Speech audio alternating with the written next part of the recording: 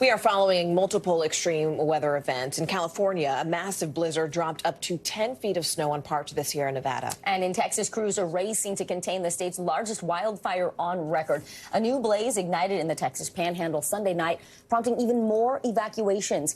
At least 2 people are dead, hundreds of homes destroyed. Our team is covering the weather from the center of it all with NBC News correspondent Morgan Chesky at the site of the devastation in Stinnett, Texas. But we start with NBC News correspondent Steve Patterson, who has been in Truckee since last week. Steve, what are the conditions like today? You told us Friday it was going to be cataclysmic, and the videos over the weekend proved your point. And Vicky, it was, but this is miraculous. I mean, for the first time, the sun is sort of peeking out.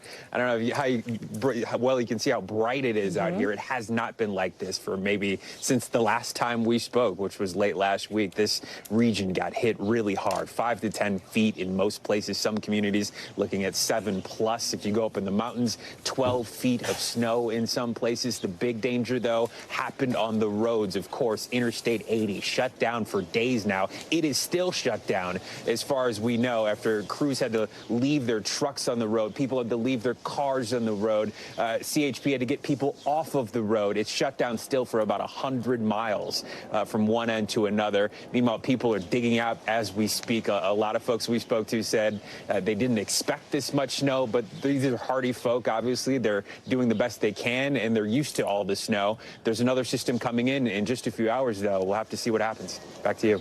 All right, NBC News correspondent Steve Patterson, thanks for your great reporting.